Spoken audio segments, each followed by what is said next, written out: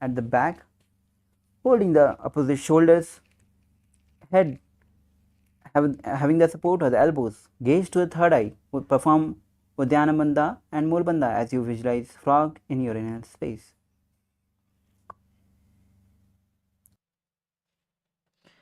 पादतलोपृष्ठदेशे अंगुष्ठे द्वे च संस्पृशेत्. The next asana is Simhasana. As you cross the ankles at the back, bring both the hands on the respective knees, gaze to the nose. Now visualize lion in your space as you open mouth wide, stick out the tongue and exhale forcibly.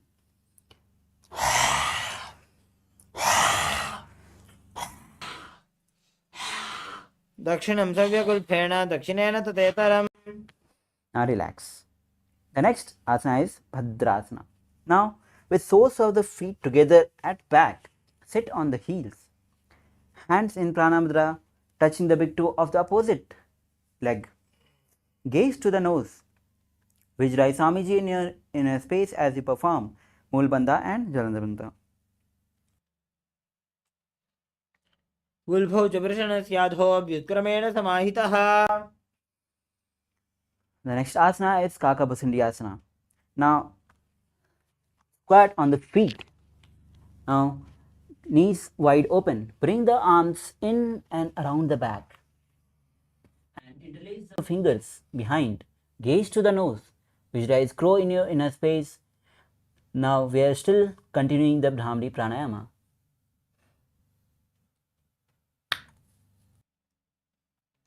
प्रथमे वैसकोकटाने द्वौ हातपगमीच आने.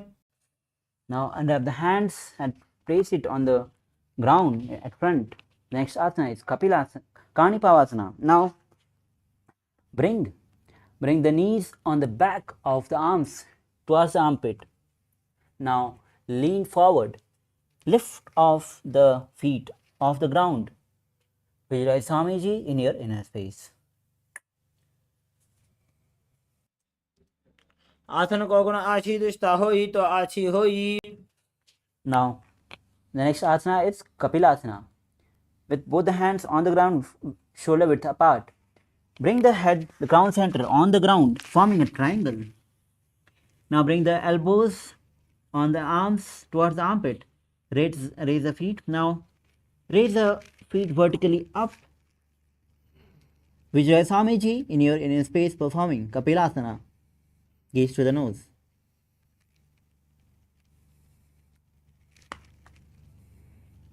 दिशा धरती टेकी पगदो भूमिलिवा ऊंचा कुकरे.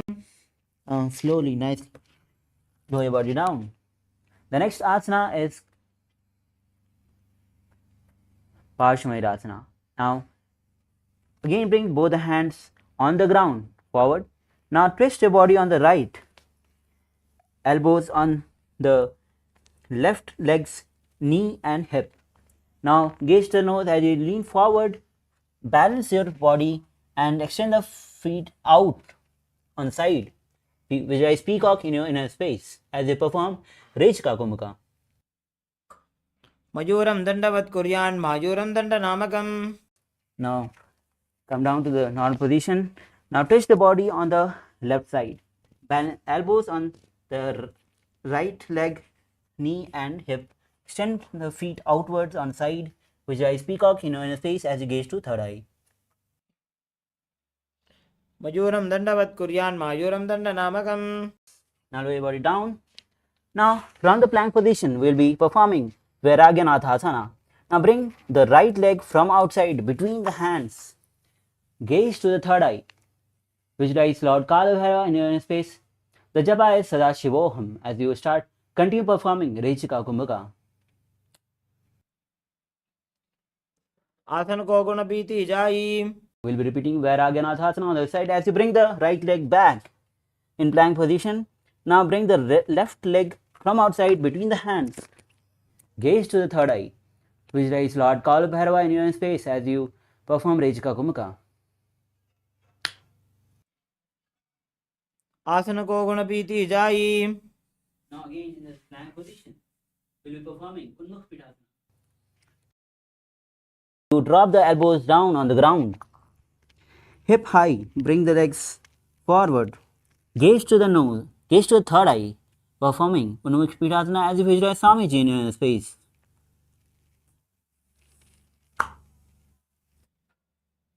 भून्यस्तौ जानुनि हस्तौ चतुष्पदम वाङ्मुखम्. Now again from the plank position. The next asana is Vasisht Asana. Now with right hand palm on the ground and palm straight, rotate the body on left. Bring the left hand towards the sky, gaze towards the sky as you visualize says Valmiki in your space, sage Vasishtha in your space, performing Vasishtha Asana. वासिष्ठमथकौण्डिन्यमूर्धकुक्कुटमेव च. Now rotate your body on the other side with left hand on the ground, right hand toward the sky. Visualize Vasishtha in your space, performing Vasishthasana on the other side. ऊर्ध्वकुक्कुटवासिष्ठमरीचिहलमच्यकम्. Now sit with your legs extended forward, toes facing up. Bring both the hands underneath your buttocks, palms facing up. Gaze to the nose as if visualize Lord Hanuman in your space. Perform Moolabandha and Jalandhar Bandha. दोवु करगी उभय हथेली कोरबारली में ले भेली. From Jalandhar Bandha, as you bring both the hands in Prana Mudra, will be performing Paschimottanasana as you hold the big toe of the respective leg. Bring the head to the knees. Perform all the three bandhas. Visualize Swamiji in your inner space.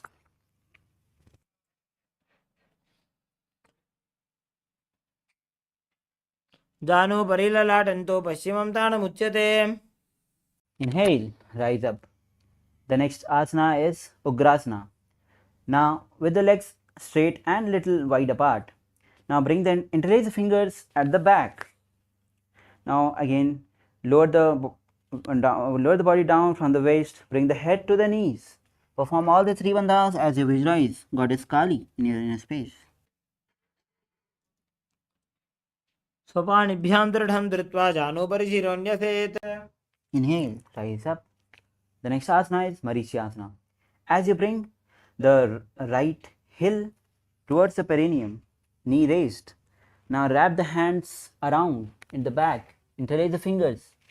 Now bend down, head to the knees. Visualize Sage Marichi in your inner space. उत्तानपादं क्रौञ्चं च मरीचिं वीरभद्रकम्. Inhale, rise up. The next asana is Mahamudrasana. As you drop the raised knee to the ground, gaze to the nose as you bring the head to the knees, holding both the leg with both the hands. Hold the left feet as you perform all the three bandhas. Visualize Swamiji in your inner space. महामुद्रां प्रवक्ष्यामि तन्त्रेऽस्मिन् मम वल्लभे. Inhale, rise up. Now bring both the legs straight. Now extend forward. Now bring the left heel to the perineum, knee raised.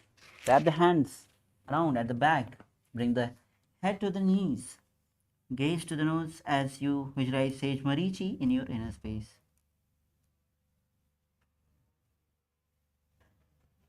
उत्तानपादं क्रौञ्चं च मरीचिं वीरभद्रकं नटराजं त्रिकोणं च. Inhale, rise up. The next asana is Mahamudrasana. As you drop the raised knee to the ground, gaze to the nose, head to the knees, performing all the three bandhas. Visualize Swamiji in your inner space. महामुद्रां प्रवक्ष्यामि तन्त्रेऽस्मिन् मम वल्लभे. Inhale, rise up. Bring soles of the feet together. Heels close to the perineum. The next asana is Bhadrasana 2. Interlace the fingers at the back.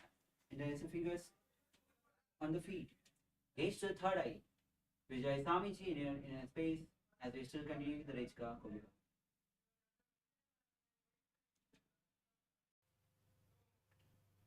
गुल्भौतवृषणस्यादः धीवन्त्याः पार्श्वयोः क्षिपेत्. The next asana is Gwalipavasana. Now, with soles of the feet together, legs extended front. Now toes together, heels apart, hands on the respective knees.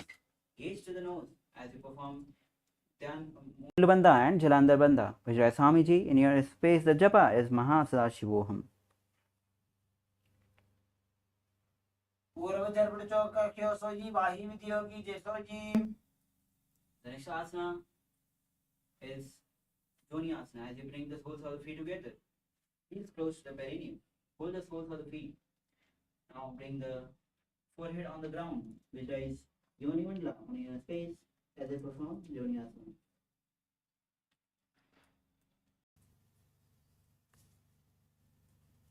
दो भगतली संबट करे कोरबाली भूपरी धरे.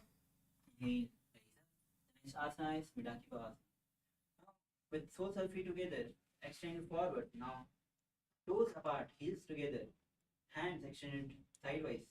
Now bring the head on forehead on the ground behind the heels. Visualize Swamiji in your face as you gaze to the nose.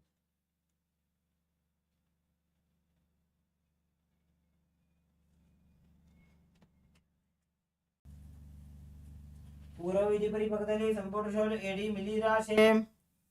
The next asana is Siddhi Samadhi asana with toes of the feet together, heels close to the perineum, heels apart, toes together.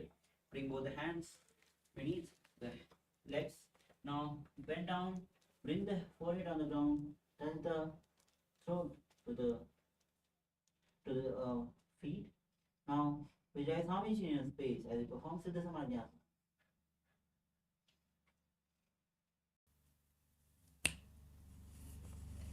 पूर्व विधि परिपक्तली संपूर्ण शोल एडी मिली राशे. Inhale, rise up. The next asana. The next asana is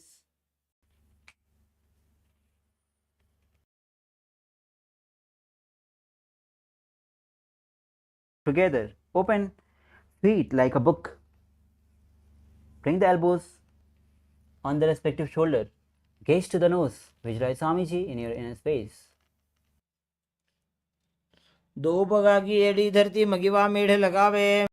Inhale, rise up. The next asana is Charpat Chaukasana. With the soles of the feet together, heels towards the perineum. Bring both the hands on the respective knees. Gaze to the third eye as you perform Mulabandha and Udyan Bandha. Vijay Swamiji in your inner space. दो पगदली संपुट धारे आगाने कर jar बसारे. Now release Udyan Bandha. The next asana is Bhairavasana. Now with toes tucked on the ground, lift the heels up. Bring the knees onto the ground, wide apart. Bring both the hands in Bindu Mudra on the respective hands. Gaze to the third eye. Visualize Lord Kalabhairava in his inner space as you perform Mulabandha and Udyan Bandha. गुल्फो संपीठे चान्योन्यम विक्रमेणोत्थितं शनैः. Now relax. The next asana is Samanasana as you bring the left heel close to the perineum. Lift the right leg to the chest. Gaze to the third eye. Visualize Swamiji in your inner space. समानासनमापक्षे सिद्धमन्त्रादि साधनात्. The next asana is Apanasana. From the same position, bring the right leg on the shoulders of the right. Now lift the left leg. Gaze to the third eye. Vijay Swamiji in your inner space. केवलं पादमेकं च स्कन्धे चारोप्य यत्नतः. Now we are performing Samanasana on the other side as you bring the right heel to the perineum. Lift the left leg to the chest. Gaze to the third eye as you visualize Swamiji in your inner space. समानासनमापक्षे सिद्धमन्त्रादि साधनात्. Now the next asana is Samanasana. Repeat it on the other side as you bring the left leg on the top of the shoulders. Lift the other right leg. Gaze to the third eye. Vijay Swamiji in your inner space. केवलं पादमेकं च स्कन्धे चारोप्य यत्नतः. Now drop the legs on the ground.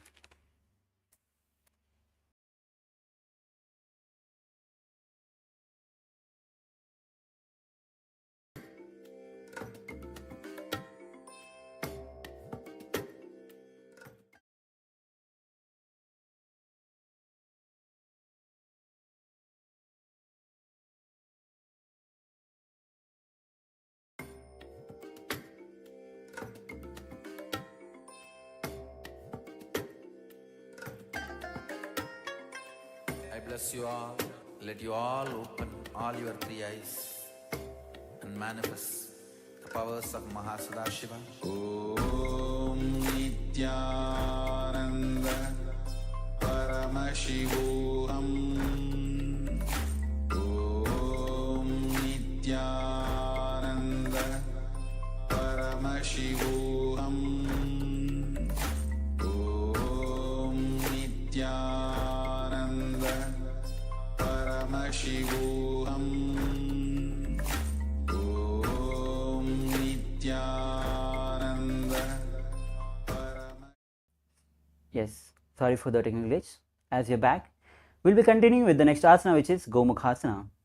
Now, cross the legs, bring the left leg on the ground, right leg on the top, hands interlaced on the top knee, gaze to the nose, visualize cow in your inner space as you start performing the new pranayama, which is Siddhikari pranayama. सव्ये दक्षिणगुल्फं तु पृष्ठपार्श्वे नियोजयेत्. The next asana is Anushyasana. As you bring both the hands in Prana Mudra, hold the opposite big toe, gaze to the nose, perform Siddhikari pranayama, then enter into Mulabandha and Udyanabandha. Visualize Rishika Anushya in your inner space. दक्षिण गोड़ नीचे उठाने, बाहों ताके ऊपर आने. Now release the bandha. The next asana is Anushyasana 2. As you interlace the fingers at back, bend forward, try to touch the nose to the ground, gaze to the nose, visualize Rishika Anushya in your inner space. जीमणा गोदा की संधि, उपरिड़ा वागोड़ा की संधि. Inhale, rise up. The next asana is Garudasana. As you bring the heel of the left leg to the perineum, right knee raised, feet on the ground, hands on the respective knees, gaze to the nose, visualize Lord Garuda in your space as you perform Siddhikari pranayama. डाबोपकमोडी एडी माहिलो गुल्फमूल द्वार नीचे दे. The next asana is Naradasana. As you sit on the heel of the left leg, interlace the fingers at the back, twist your body on right side, hands on the elbows, elbows on the knees. Now gaze to the third eye, visualize Sage Narada in your inner space. डाबोपकमोडी एडी माहिलो गुल्फमूल द्वार नीचे दे. Now untwist your body.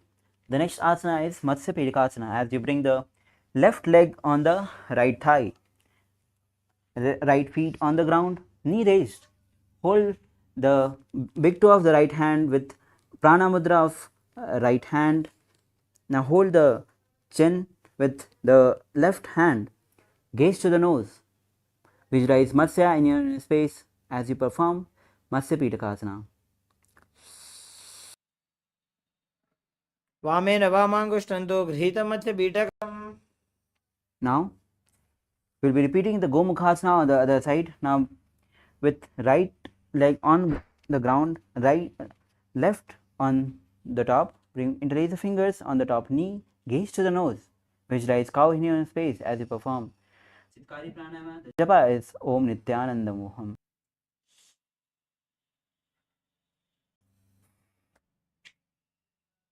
सव्ये दक्षिणगुल्फं तु पृष्ठपार्श्वे नियोजयेत्. The next asana is Anushyasana. Hands in Prana Mudra. Hold the opposite big toe. Gaze to the nose. Visualize Rishika Anushya in your inner space as you perform Siddhikari pranayama, then Udyanabandha and Mulabandha. दक्षिण गोड़ नीचे उठाने, बाहों ताके ऊपर आने. Now release the bandha. The next asana is Anushasana 2. As you interlace the fingers at the back, bring the forehead on the ground, touch the nose on the ground, visualize Rishika Anushya in your space, gaze to the nose.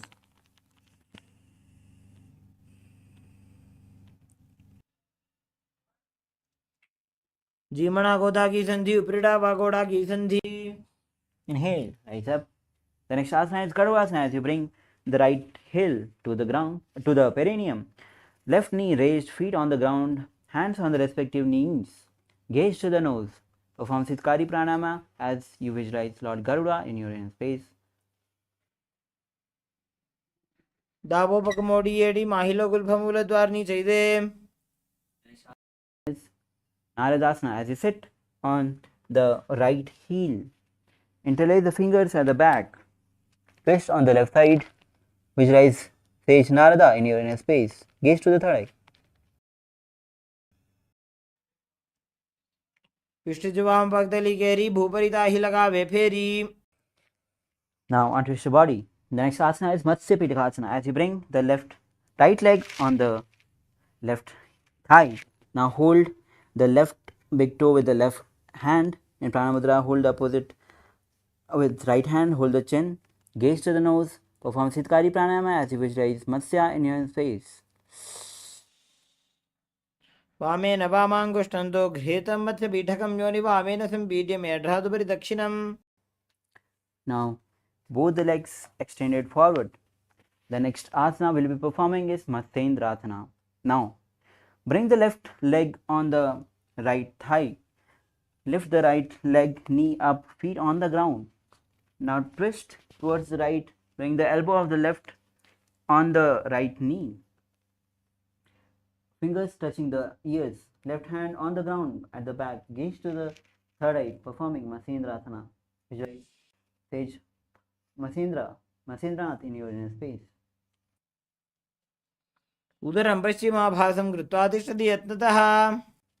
The next asana is Kubasana, as you bring the left hand in Pranamudra, hold the right leg big toe.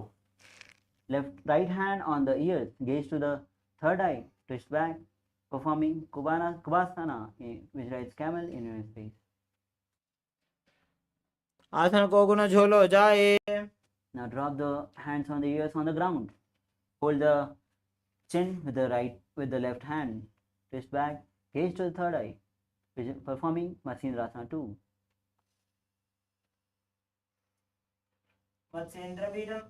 मत्स्येन्द्रवीरं जठर प्रदीप्तिं Prachanda रुक्मण्डलखण्डनास्त्रम्. Now untwist your body. We'll be performing Matsyendrasana on the other side as you bring the right leg on the left thigh, lift the left knee, feet on the ground, twist on the left side, elbow of the right leg on the left knee, hand on the ears, left hand on the ground at the back, gaze to the third eye, performing Matsyendrasana. उदरं पश्चिमाभासं कृत्वा तिष्ठति यत्ततः. The next asana is Kubasana, as you bring the right hand in Pranamudra, touch the big toe of the left hand. Now left hand touching the ears, gaze to the third eye, performing Kubasana, visualize camel in your space.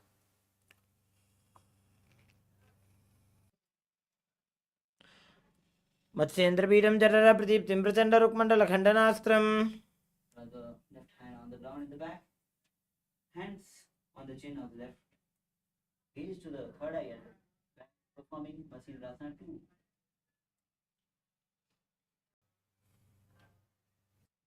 मत्स्येन्द्रवीरं जठर प्रदीप्तिं Prachanda रुक्मण्डलखण्डनास्त्रम्. Now untwist your body. Cross the legs in Padmasana. As we perform Padmasana, bring both the hands on the respective knees, gaze to the nose, perform Sitkari Pranayama, then enter into all the three bandhas, Mool Bandha, Udyan Bandha and Jalanda Bandha. मत्स्येन्द्रवीरं जठर प्रदीप्तिं Prachanda रुक्मण्डलखण्डनास्त्रम्. Release all the bandhas. Now the next asana is Padmasana 2. Now with hands in Pranamudra, hold on to the opposite big toes. Visualize Goddess Parvati in your space as we perform Sitkari Pranayama. Gaze to the nose.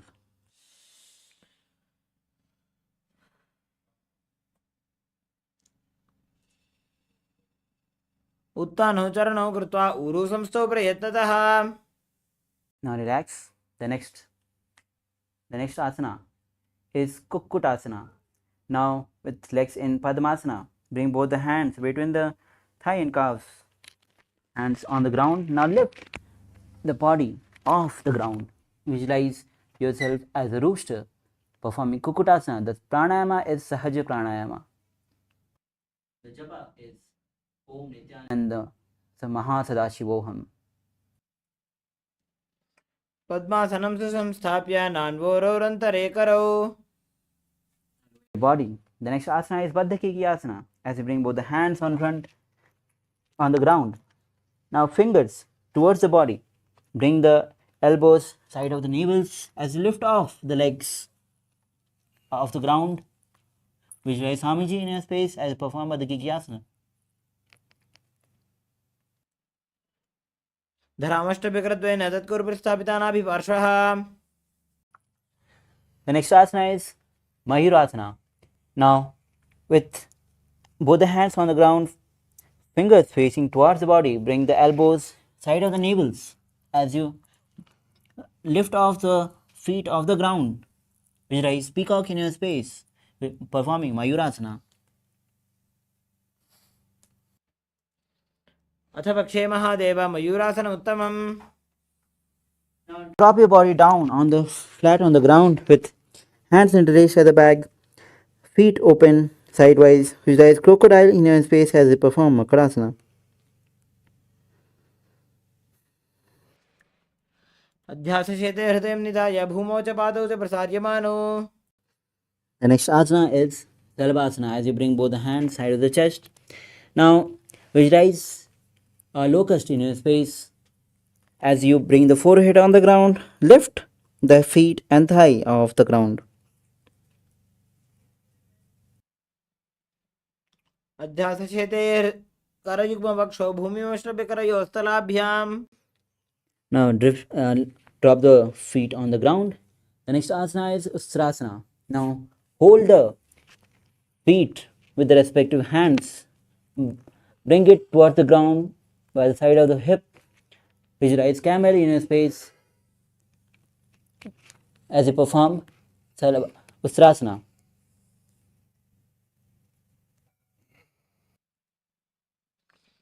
अध्यासशेते पदयुग्मव्यस्तौ पृष्ठे निधाय विधृतं कराभ्याम्. The next asana is Dhanurasana. With both the hands holding the respective feet, simultaneously lift the chest and legs up. Visualize Lord Shiva's bow in your space as you perform Sahaj Kumbhaka. प्रसार्य पादौ भुजदण्डरूपौ करोति पृष्ठे धृतपादयुग्मम्. Now sit between the heels with the feet flat, with the head, neck, spine in a straight line. Now place both the hands on the respective knee. Gaze to the third eye. Visualize Swamiji in your space, performing Sahaj Kumbhaka.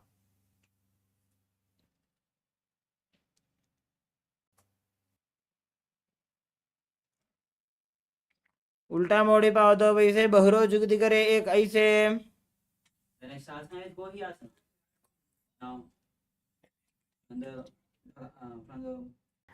sitting position, now bring both the hands shoulder width apart. Interlace the fingers. Bring the crown center on the ground. Hold hands with the hands giving a support to the head. Now bring the hips up. Bring the feet forward as you lift the feet off the ground. Bring the knee to the chest. Try to touch the knee to the chin. Performing Gohyasana. दो हाथ की कोहनी जोई पुण्य कलाई जाने दोई. The next asana is Sisasana as you raise the legs up vertically. Gaze to the nose as you visualize Swamiji in your inner space. विपरीतं मण्डलं च द्विदैव विदितं हिनः. Now drop the legs down. Bring the legs extended forward. Now the next asana is Pradhyasana. We are starting a new pranayama, which is Bhasika pranayama, which is the rapid exhalation, rapid forceful exhalation. Now as you hold the opposite calves, stretch the legs up vertically. Bring the forehead to the knees. In the vertical position. Visualize Swamiji in your space as you perform Bhasika pranayama.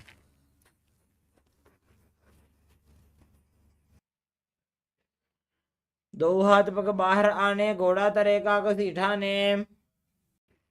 The next asana is Parihasana. Now bring the legs at 45 degree angle. Now bring both the hands behind and hold to the opposite shoulders. Now keep the chest up. Now legs straight, gaze to the nose, gaze to the third eye as visualize mace in your face. उत्थानशयनं कृत्वा पादौ मिलित्वा प्रसार्य Now Kasana. As you again bring the legs at 45 degree, legs straight, hands parallel to the ground, gaze to the third eye. Perform Bhastrika Pranama Vijay Swamiji in your inner space.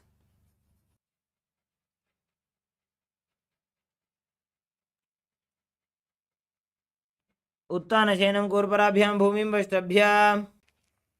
The next asana is Rudrasana. Now with the soles of the feet together, hands between underneath the legs, bring the feet to the chest.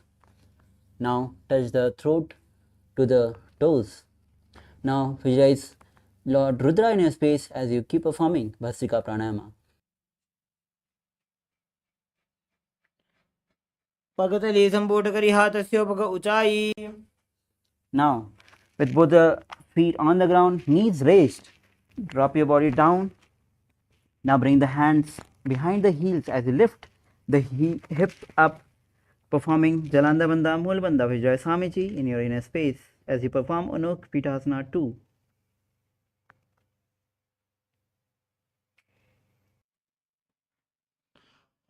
ऊर्ध्वे च जानुनी कृत्वा शवित्वोर्ध्वमुखं तथा. Now lower your body down with legs and extended wide apart. Asana we are performing is Savasana. Now relax your whole body. Inhale. Now mentally force the prana to flow all across the body.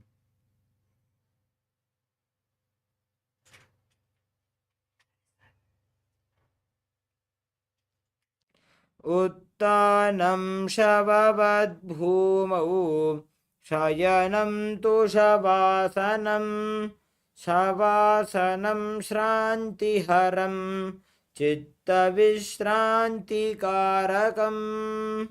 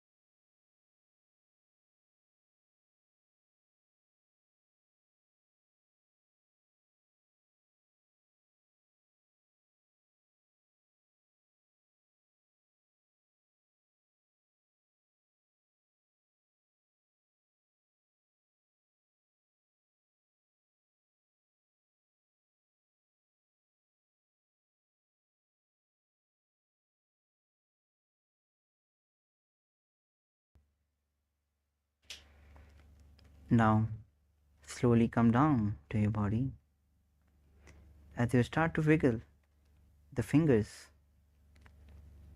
the ankles, the elbows, the legs, hands. Now as you bring the knees to the chest, holding on with both the hands, rocking it side to side as you sit comfortably. Now we have successfully completed 108 sequence. Congratulations. Now we are entering into the last 200 asanas of Dviti Vinyasa Krama. Now the first asana is Yatha Sanishthasana. As you sit seated in a comfortable position, which brings you ease to your physical and mental space. Bring both the hands in Bindu Mudra. Place it on the respective knees. Visualize Swamiji in your inner space. As you perform Samana Kumbhaka, visualizing heat, flame raising up along the spine towards the navel center. Now, through all the 200 asanas of the Dviti Vinyasa Krama, we will be having the japa of Om Nithyananda Paramashivoham. And the common bandha in all the asanas is Mula bandha. Now let's perform Yatha Sanishthasana as you inhale slowly, hold and exhale slowly. पर्यङ्कं तत्समाख्यातं यतसंस्थं यथा स्थितिः. The next asana is Samanasana.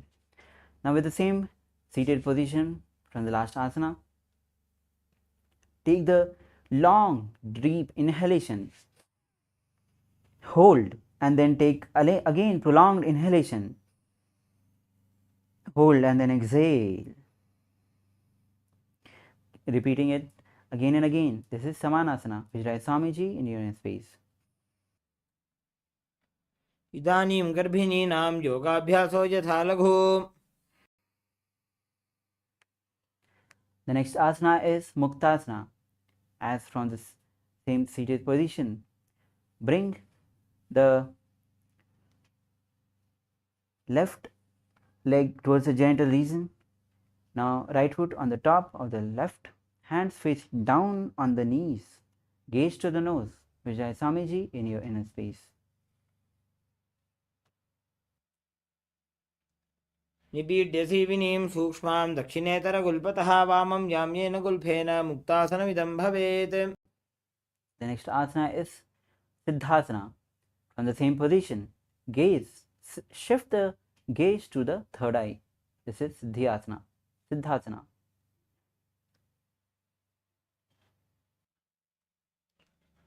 स्थानसंयमितेन्द्रियोचलदृशा पश्यन् भ्रुवोरन्तरं चैतन्मोक्षकपातभेदजनकं सिद्धासनं प्रोच्यते. Now maintain the same position as Siddhasana. We will be performing Siddhi Asana as you switch the gaze to the ground in front.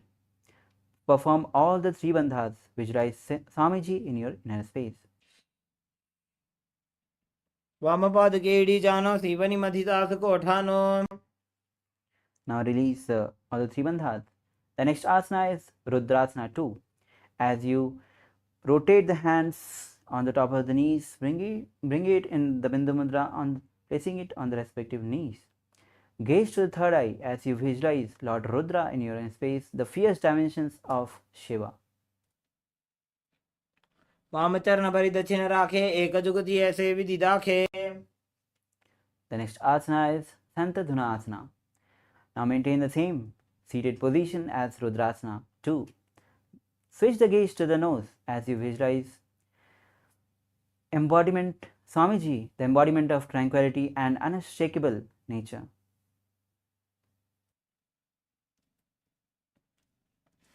आसन की को नमन की चंचलता meet. The next asana is Siddhasana 2. Now maintain one heel on the top of the other. Bring the left hand to the navel, cupping one palm over the other, resembling a lotus flower in Samputta Mudra. Visualize Swamiji in your inner space as you keep performing Samana Kumbhaka. ऋजुकाय समासीन सिद्धासनमुदीरितं प्रसार्य भूरि पादौ तु दोर्भ्यामङ्गुष्ठमादरात्. Now the next asana is Bandha Yoni Asana. Maintain the same seated position. Now we'll be performing Sanmukhi Mudra. Visualize Swamiji in your space. Your sankalpa is manifesting through the womb of creation as you bring the little finger below the mouth, ring finger above. Now with the middle finger close the nostrils, index finger closing the ears, closing the eyes, thumb closing the nose.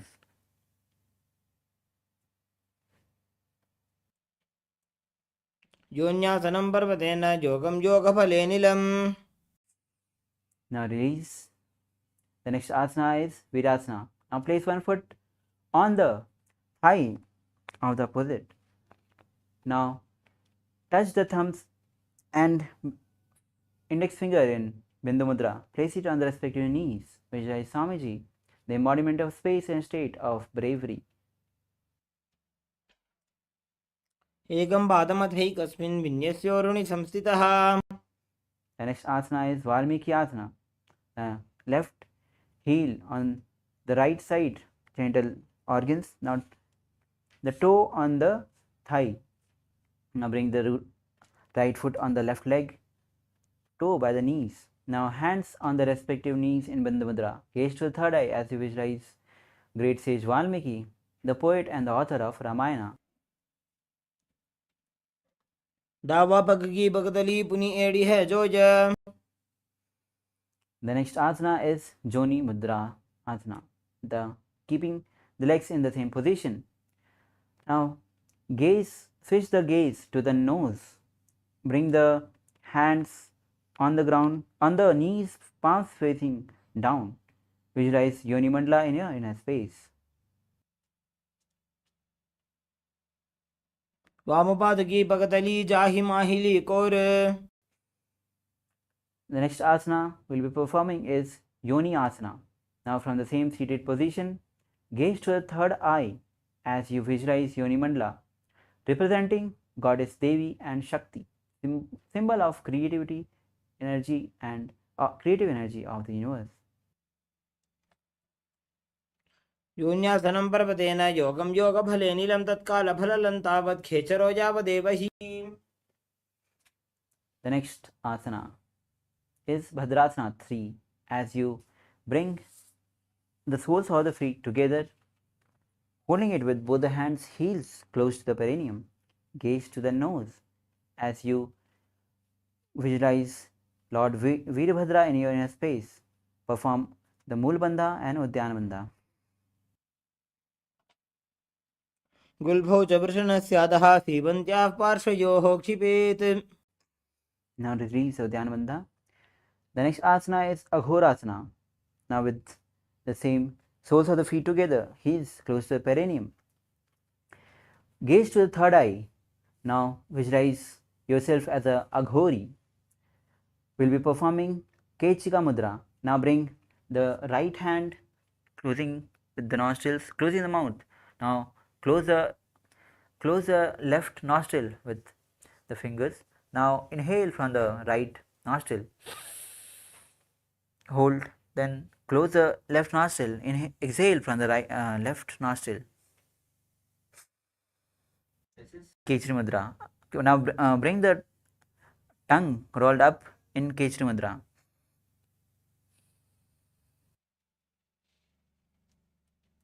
पूर्व कहो विश्रिका जोजी वाही विधियों की जय सोई. Now relax. The next asana is Kanipavasana. As from the same position, heels apart, bring the elbows onto the respective heels. Now rest the chin on the palms, gaze to the nose as you engage Udyana Bandha and Moola Bandha.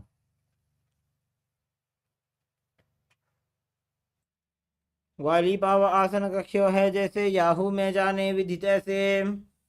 Hail, rise up. The next asana is Parasana. Now sit with the knees raised.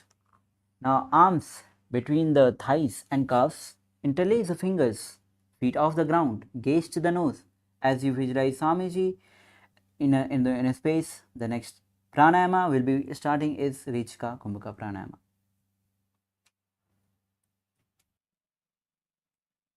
ततोर्ध्वम्रे च येत् वायुं मृदुनिश्वास संयुतम्. Now interlace the fingers around the feet with the soles of the feet together. Now the next asana is Gopi Chandasana. As you bring the toes to at the groove of the throat, heels touch the chest. Now chin on the hands, gaze to the nose as you visualize king, the embodiment of state and space of a king, performing Rechika Kumbhaka.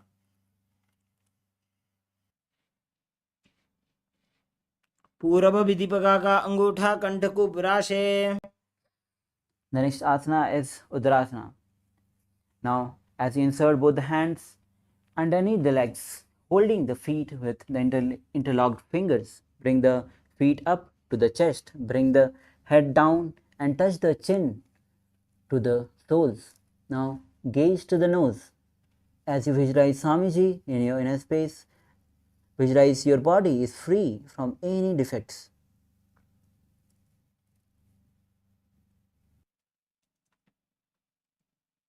दोवोपगतले संपुटटाने उभयहस्तकर्योरदहिताने.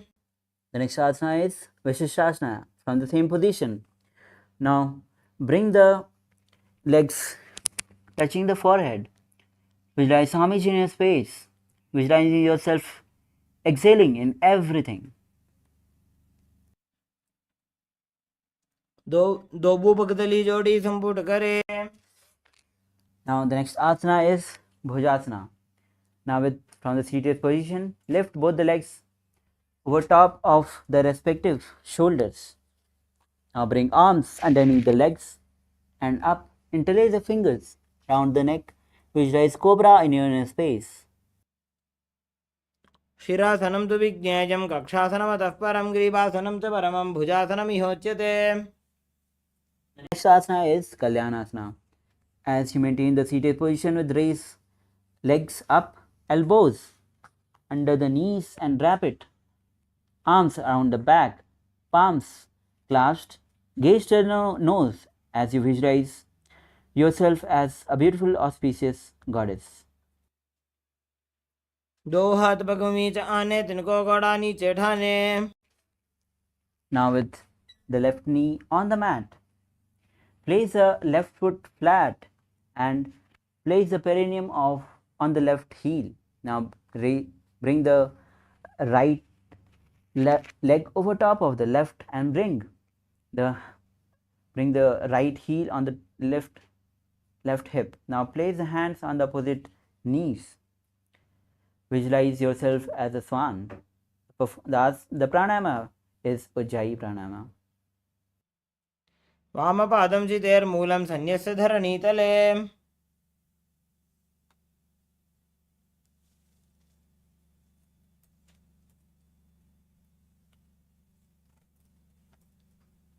The next asana is Dhenukasana. From Sankatasana, slide the left foot outside the hip and sit on the ground. Keep your hands on the top knee. Visualize a cow in your inner space as you perform Uddiyana Bandha and Mula Bandha. अनुषागीनकरपञ्चडं वृषीलिन्दकल्यम्नि. Next up is Machandrasana. Now place the right foot on the left thigh and the left foot on the right knee.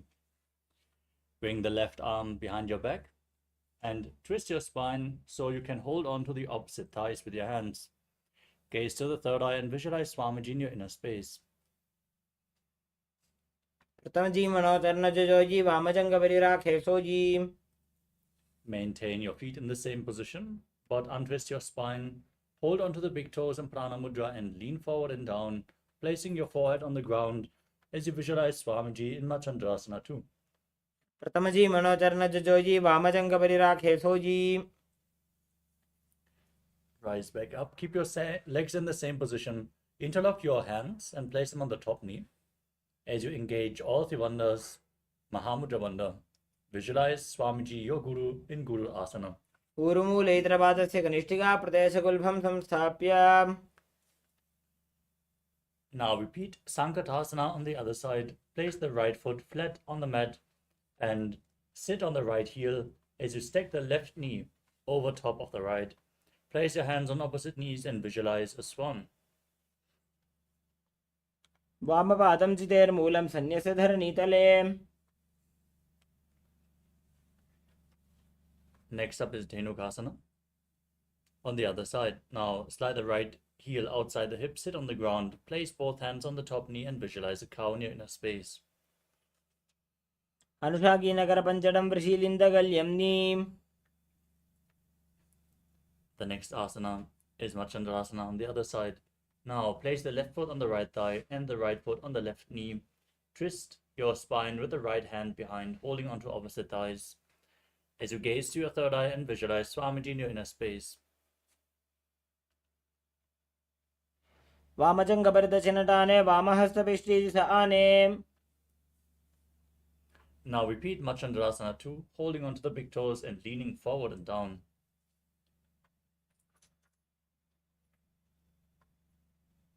प्रथमजी मनोचरणजोजी वामजङ्घपरिराखेसोजी. Rise back up, interlock your fingers, place them on the top knee. Engage all three bandhas, visualize Swamiji, your Guru, in Guru Asana on the other side. ऊर्मूले इतरपादस्य कनिष्ठिकाप्रदेशगुल्भं संस्थाप्य. The next asana is Pashasana. Unlock your legs, place the feet flat on the mat. Hold on to opposite knees raised towards your chest. And gaze to your third eye as you push your tongue upwards against the palate of your mouth or even higher in the nasal tract towards your third eye in Kechari Mudra. As you visualize Swamiji in your inner space and gaze up to your third eye in Pashasana. पादतले भूमो निधाय जाननुयुरति निधाय. Next up is Bodha Shukasana. From the same position, hold on to opposite wrists. Pull your knees against your chest and tuck your chin down against the knees as you gaze to your nose and visualize Swamiji. दोबु भगतली भूपरिधरे कोरमाहिलीय शेखरे. Next up is Kudakatasana. From the same position, bring your hands underneath the knees and hold on to opposite elbows. Keep your legs close to your chest. Keep your tongue up in Kechari Mudra as you gaze to your nose and visualize Swamiji in your inner space.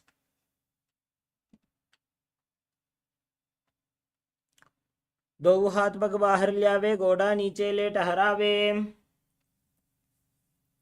The next asana is Sumati Asana. Keep holding onto your elbows underneath the knees, but stack the right ankle over top of the left with the toes pointing upwards. Gaze to your nose and visualize the great sage and Maharishi Sumati in Sumati Asana. मूलद्वारी धरती परिठाने डावा पग परिदशब्द आने. Next up is Dandasana. Extend your legs out forward, toes pointing up. Interlock your fingers and raise your hands up straight above your head with the wrists pointing outwards. Now engage all three bandhas, tuck your chin to the chest, contract the perineal region and pull your stomach in and up as you gaze to your nose and visualize Swamiji in your inner space. इदानीं गर्भिणीनां योगाभ्यासो यथा लघु. Next up is Arambhasana. Now lean forward and down with your legs extended. Hold on to the big toes, bring your head towards the knees as you start performing Nadi Shodhana, inhaling through one nostril and exhaling through the other alternatingly without the support of your hands. Clean your nadis with this pranayama as you visualize Swamiji in your inner space. दो पग मिलिवा पसारी पगा का अंगूठा पकड़ी लीलाट गोड़ा लगावे. Next up is Pidokasana. Now slightly separate the feet and raise your knees as you bring your arms below the legs and lean forward and down, holding on to the feet from the outside. Gaze up to your third eye in Shambhavi Mudra with eyes open wide, unblinking, as you visualize Swamiji in your inner space in Pidokasana. प्रथम बैसी दो पाव पसारी कचक उर्द को कोरडो डारे.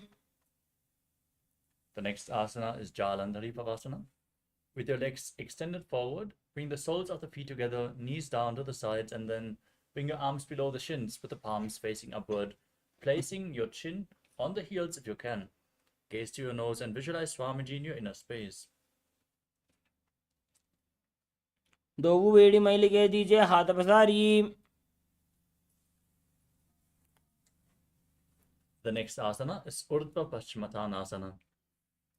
Now as you sit with your legs extended forward, bring one foot behind your head and lean forward and down, holding on to the front foot with both hands. Perform the Pratyahara Pranayama, which is visualizing your prana flowing upwards through 9 points of the body, which are the soles of the feet, the regenerative organs, the navel, the heart, the throat, the uvula, the top of your mouth, the third eye, and the top of the forehead, leading up to the Brahmaranda, the crown of the head. Visualize the prana flowing in golden light as you visualize Swamiji in your inner space. पश्चिमतानवत्सं स्थितिं कृत्वा एकं पादं ग्रीवायां धृत्वा तिष्ठेत्. Next up is Anantasana. With your foot behind your head, lean backwards, straighten your spine, extend the opposite leg forward. As you lay down on your back, holding on to the foot behind your head with the opposite hand. Gaze to your nose and visualize you are infinite, endless, eternal, Ananta. उत्तानशयने एकैकं Pai ग्रीवायां विन्यस्य. From Anantasana, roll onto the side of the foot, holding on, of the hand holding onto your foot. Rest on your side as you gaze to your nose and feel in complete control in Ankushasana. उत्तानशयित एकैकं पादं ग्रीवायां कुर्वन्. Now you can free your leg and lay flat on your back as you pull your knees up against your chest, encircling them with your hands and rocking your body from side to side, relaxing your spine as you visualize Swamiji in your inner space in Dhrishasana. उत्तानशयनं जानुनि हृदयेवष्टम्भ. Now again, repeat Urdhva Paschimottanasana on the other side. Bring your other leg behind your neck. Lean forward and down. Hold onto the front foot in this intense hip opener. Visualize Swamiji in your inner space. पश्चिमतानवत्सं स्थितिं कृत्वा एकं पादं ग्रीवायां धृत्वा तिष्ठेत्.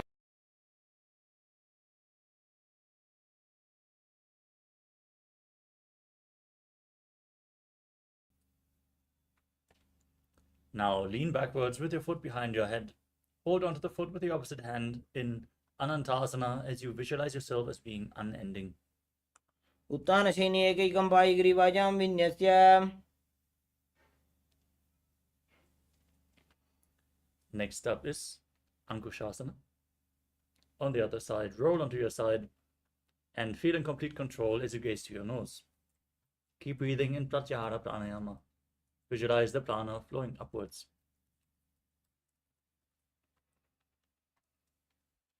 उत्तानशयित एकैकं पादं ग्रीवायां कुर्वन्. Next up is Yoga Nidrasana. Lay on your back and one by one, lift your feet up behind your head. If you cannot bring both legs behind your head, you can pull them towards your chest, bring them over your shoulders. You can cross them and pull them closer to open up your hips as you gaze to the nose and visualize Swamiji in your inner space. Interlock your fingers behind your back. पादाभ्यां वेष्टयेत् कण्ठं हस्ताभ्यां पृष्ठबन्धनम्. The next asana is Atma Ramasana. As you lay on your back, lift your legs up towards your head and bring your arms below, then up, interlocking them around your neck. Gaze to your nose and visualize Lord Vishnu blessing you from within. आत्मा राम आसन प्रथम सुधोसो वे. Next up is Kochikasana.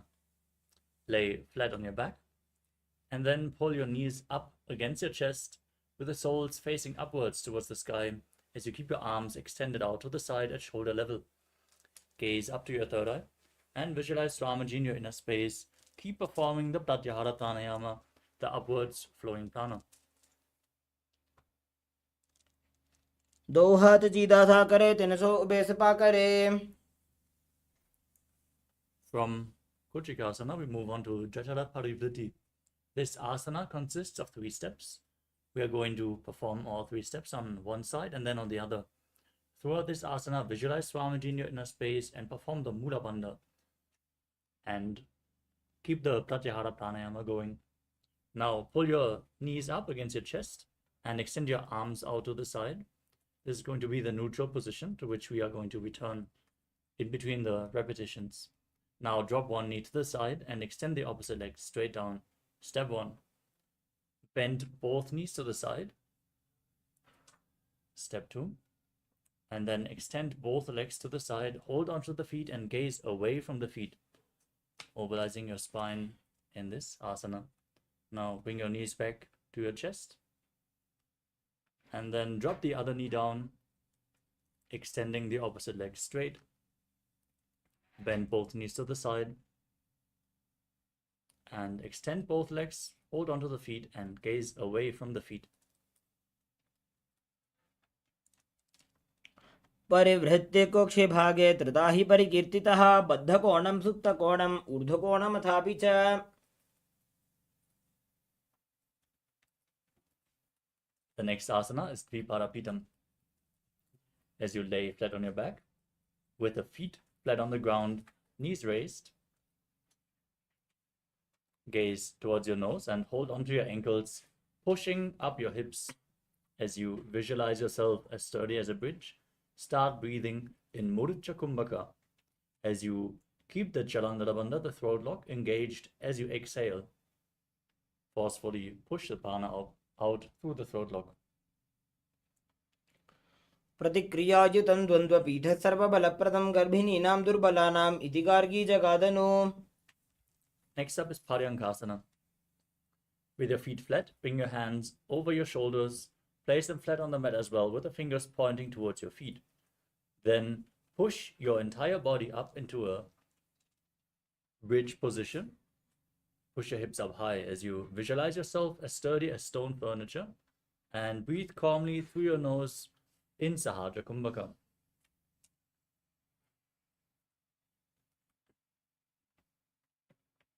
उत्तानशयनं मस्ततलाभ्यां भूमिं वष्ट्रभ्य. Now lay down flat on your back. Pull your knees up towards your chest and bring your hands to the respective shoulder, moving your hips in a circular motion as you visualize yourself as a dog playfully rolling around on its back in Shvotanasana. शरीरं संस्थाप्य जानुनी सम्मील्य नाभौ वाणिज्य. Next up is Viparita Karani. As you lay on your back, raise your hips and your legs up straight, supporting your body with your hands and arms flat on the mat. Now move your legs in a circular motion. Keep breathing in Mudra Kumbhaka and visualize Swamiji in your inner space. शरीरं संस्थाप्य जानुनी सम्मील्य नाभौ वाणिज्य. Now stop the movement. Keep your legs up in Viparita Karani 2, strengthening your digestive fire intensely. करणी विपरीताख्या सर्वाधिव्याधिनाशिनी नित्यम अभ्यासयुक्तस्य जाठराग्निविवर्धनी. Lower your body down. And then again raise your hips to bring your feet over top of your head, with your toes touching the ground above your head, hands behind your back, interlocked in Parusha Mudra, arms flat on the ground as you visualize yourself as a plow in Langalasana. नरकासने स्थित्वा नासिकाप्रदेशे भूमौ पादपृष्ठे स्थाप्य. Next up is Shaita Paschimottanasana. From the same position, hold onto your feet. Keep your arms and legs straight, feet above your head, toes touching the ground. This is one of the 84 different asanas revealed directly by Lord Paramashiva himself. तानं शयित्वात् कुर्वीत शयितपश्चिमतानकम्. Next up is Supta Konasana. From this position, bring your hips above the shoulder level and then open your legs up wide. Keep holding onto the feet as you visualize Swamiji in your inner space.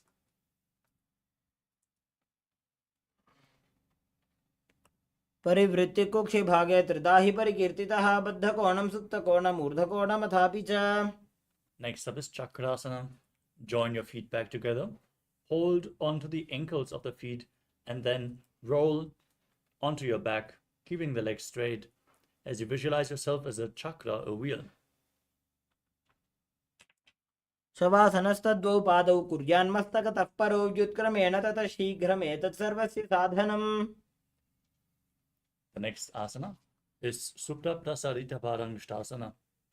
As you lay flat on your back, raise your legs, keep the legs straight in a 90-degree angle upwards as you hold on to the big toes, and then open your legs wide to the side. Visualize Swamiji in your inner space. As you breathe in Ujjayi Pranayama, making an ocean-like sound with your mouth. उत्तानपादं क्रौञ्चं च मरीचिं वीरभद्रकम्. Now join your feet together. Keep holding onto the big toes in Supta Parangusthasana as you visualize Swamiji in your inner space. उत्तानपादं क्रौञ्चं च मरीचिं वीरभद्रकम्. Next up is Matsyasana. From Supta Parangusthasana, bring your legs into Padmasana. Then bring them flat on the mat. Bring your arms over your head, holding on to opposite elbows as you gaze to your nose and visualize Matsya, the fish avatar of Lord Vishnu.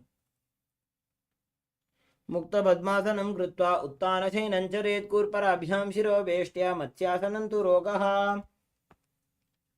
Next up is Parasharamasana. From Matsyasana, place the backside of the right hand onto the left above your head. Rest in the same position as you gaze to the nose and visualize Lord Rama in your inner space. प्रथमकरे पद्मासन आचे सुधो सोवे भूपरिपाचे. Next up is Sarvangasana.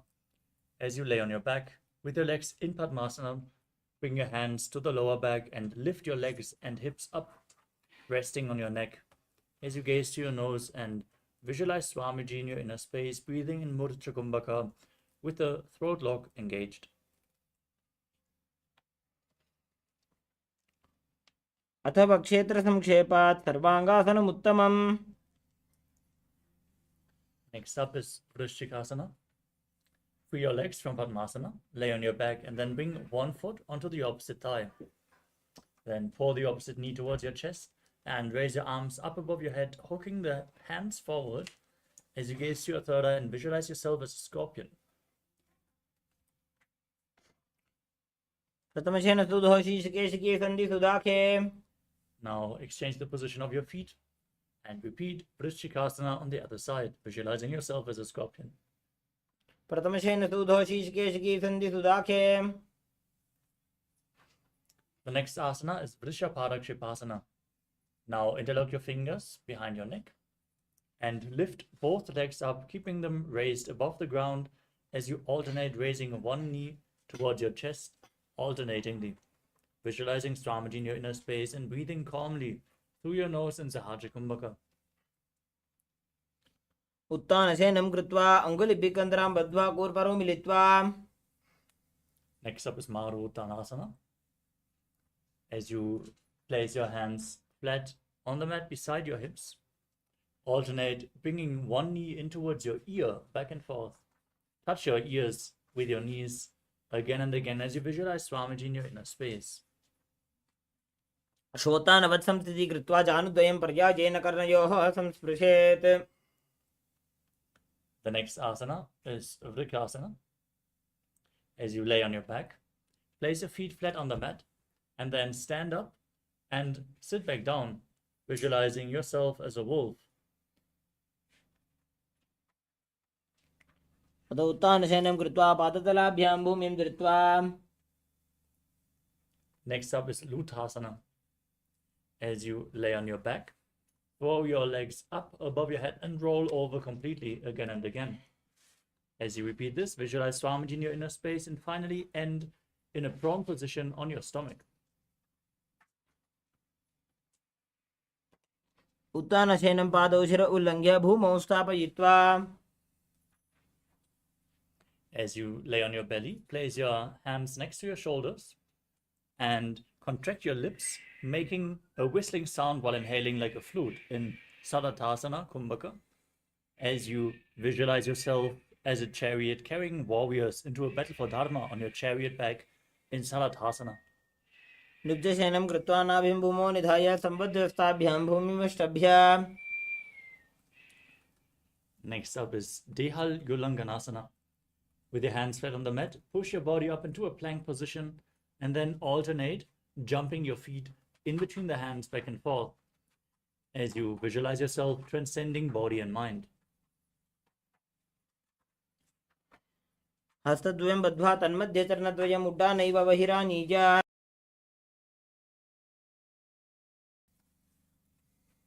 Next up is Jatyasana. From a standing position, place your hands flat on the mat and walk back and forth on all fours as you visualize yourself as a wise 60-year-old elephant. अथ जात्यासनं वक्षे येन जातिस्मरो भवेत्. Next up is Lolitika Karana. As you stand with your knees bent and the feet pointing slightly outwards, raise your arms at shoulder level and then rotate your arms around your chest, leaning backwards and moving your head in all directions.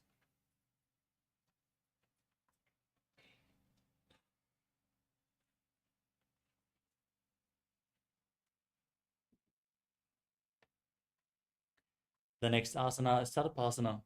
Standing on the mat, tie a rope around your feet if you have a rope available, and then keep your arms flat against the side of your body, hands flat on your thighs, as you visualize that your Kundalini Devi is raising and curling upwards around your body in Tadapasana.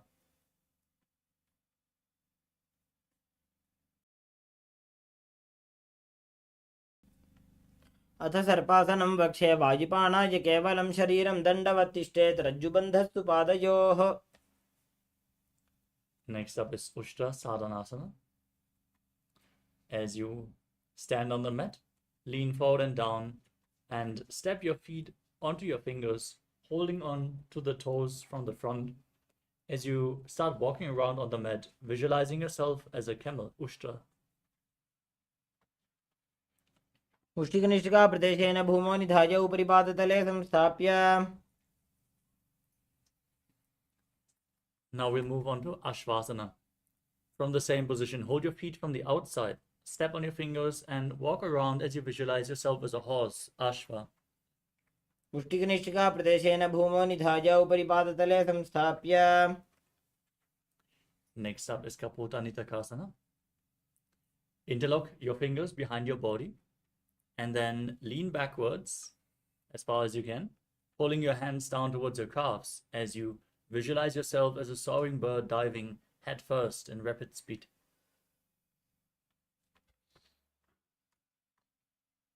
पादतले भूमौ निधाय पृष्ठभागेन हस्तोज्जङ्घापर्यन्तं नीत्वा. Next up is Tala Pushpaputam Karana.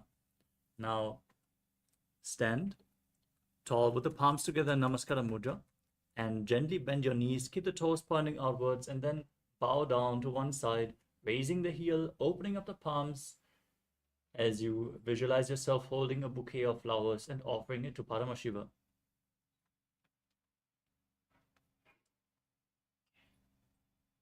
The next asana is Khadgasana. Now visualize yourself as a rhinoceros and gaze to your nose as you lay down flat on your stomach. And then jump your feet up towards your hand and raise back up, keeping your hands in Namaskara Mudra in front, resembling the horn of the rhinoceros. नुजसरतमासनं कृत्वा पादतलाभ्यां भूमिं धृत्वा. Next up is the Uttanottanam. You can hold weights if you want to intensify this asana. Now sit down all the way or as low as you can towards the ground, and then stand back up again and again. Gaze towards your nose and visualize Swamiji. Keep breathing calmly through your nose, independent from your movements. पुनः पुनः उत्थातव्यम् असितव्यम् इति उत्थानोत्थानं भवति. Next up is Musalasana. Stand straight, raise your arms up above your head, and jump repeatedly as you visualize yourself as a mace. सरलं स्थित्वा ऊर्ध्वं बाहुं नयेत् वारं वारम् उड्डानं कृत्वा. Next up is Utshirshakasana. From a standing position, pull the sole of one foot towards your chest and sit down and stand back up with the opposite leg, exchanging the position of the feet again and again as you gaze to the nose and visualize Swamiji in your inner space. एकैकं पादतलं कुक्षौ निधाय तिष्ठेत् उच्छीर्षकं भवति. Next up is Parshva Karana. Now stand, keep one leg slightly bent with the toes pointing outwards, and then pull the opposite knee up towards your chest, encircling it with your arm with the respective hand in a fist, placing the opposite hand onto the inner respective thigh with the fingers pointing inwards.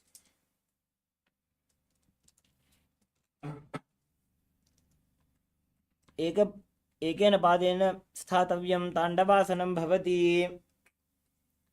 We move on to Tandavasana.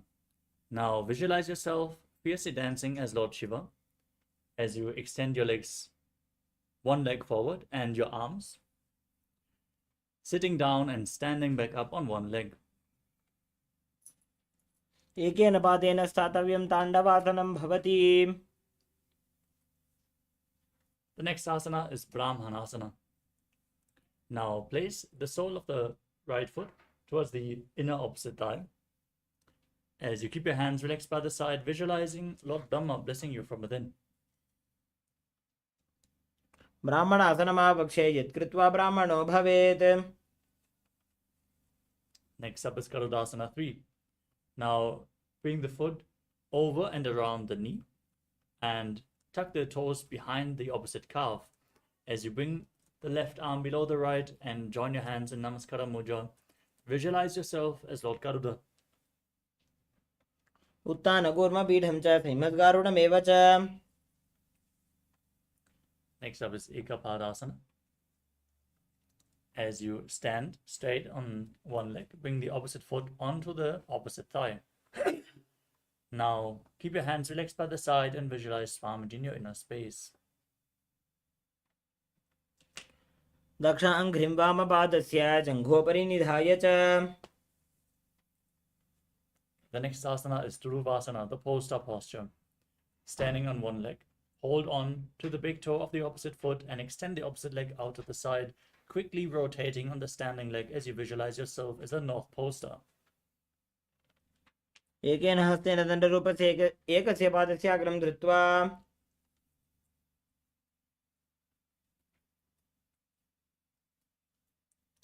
The next asana is Trivikramasana. Now bring one foot behind your head while you stand and keep standing straight on the mat. As you visualize Lord Vishnu, perform the 3 steps of Lord Vishnu, sitting down and standing back up. ग्रीवायां पादं संस्थाप्य स्थातव्यम् उत्थातव्यं त्रिविक्रमासनं भवति.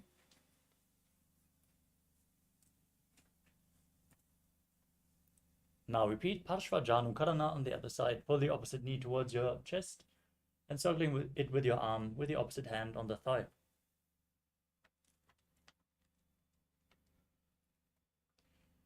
Now you can hold weights if you want to intensify the asana. As you repeat Tandavasana on the other side, visualizing yourself fiercely dancing as Lord Shiva. एकेन पादेन स्थातव्यं ताण्डवासनं भवति. Now repeat Brahmanasana. Bring the other foot onto the inner opposite thigh. Keep the hands relaxed by the knees. Breathe calmly through your nose and visualize Lord Brahma blessing you from within. ब्राह्मणासनमावक्षे यत्कृत्वा ब्राह्मणो भवेत्.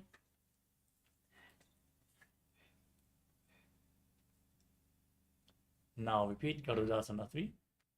Intertwine your arms and legs, hands in Namaskara Mudra, as you visualize yourself as Lord Garuda.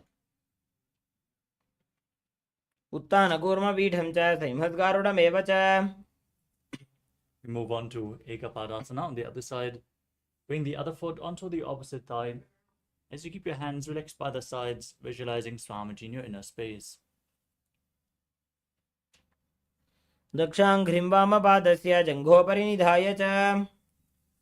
Now repeat Dhuruvasana, the pole-star posture, holding onto the big toe of the opposite foot, rotating quickly on the standing leg as you visualize yourself as the North Pole star. एकेन हस्तेन दण्डरूपस्य एकस्य पादस्य अग्रं धृत्वा. Now raise the other foot behind your neck as you visualize Lord Vishnu blessing you from within. Stand straight, sit down, and stand back up into the Vikramasana on the other side. एकेन पादेन स्थातव्यम् उत्थातव्यम्. Now stand straight on the mat with the hands relaxed by the sides, slightly away from the body, fingers extended one by one in Samana Kakarana. Settling down from this intense sequence of asanas. As we move on to the final 100 asanas of this sequence, starting with Godakanjali Asana. Now, stand erect and bring your hands in between the thighs and calves, interlocking the fingers in Parusha Mudra. As you squat down, bring the finger lock towards your navel and visualize the great sage Godaknath, founder of the Natha Yoga Hindu Sampradaya. As you start breathing in Jiva Chala Kumbhaka, inhaling all the way, holding your breath, and forcefully moving the prana up and down and through the limbs of your body by the force of your will. प्रथमहि बोहोये बाहुरी नीचो पुनिहोवे. Next up is Kanchi Asana. As you insert your hands between the thighs and calves and wrap your hands around your butt, squatting down, holding your hands behind in Parasha Mudra as you visualize Swamiji in your inner space. ऊर्मध्यात् हस्तौ निवेश्य नितम्बं धृत्वा पादतलाभ्यां भूमिं वष्टभ्य. Next up is Bhairava Asana. As you bring your feet together and sit in a squatting posture with the heels touching your perineum. Hold the hands behind your back in Parasha Mudra. Sit straight and gaze towards your navel as you visualize Bhagavan Kālabhairava, the Lord of Time. दोबू पग की थल्या की माहिली core मिलागी फना पानी उकड़ मोड़ वैसे. The next asana is Varahasana. Now squat down all the way to the ground.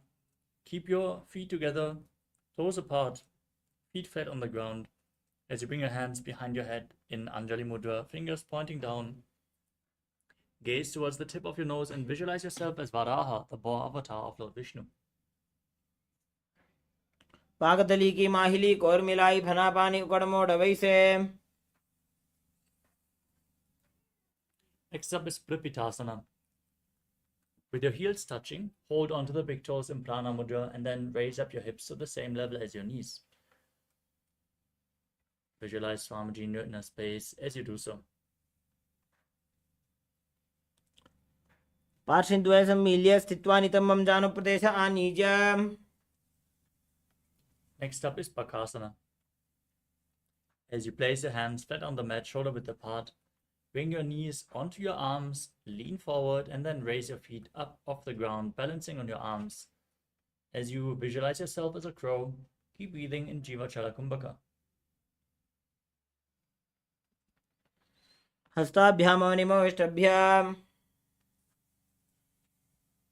Next up is Sushtanga Kapali Asana.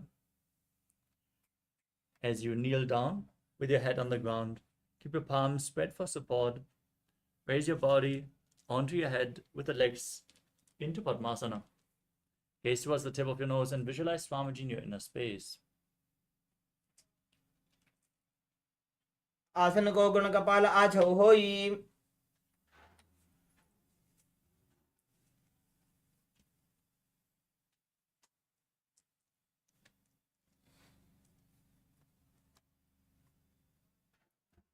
Gently lower your body back down and come to a kneeling position. Your feet flat with the buttocks on the ground, the heels outside the hips, toes touching behind your back. Gaze to the tip of the nose and visualize you're sitting in the secret seat with Paramashiva and Guru in Guptasana as you internally chant the Mahavakya Om Nithyananda Paramashivoham. जानोर्वोरन्तरे पादौ कृत्वा पादौ च गोपयेत्. पादौ परिच संस्थाप्य गुदं गुप्तासनं विदुः.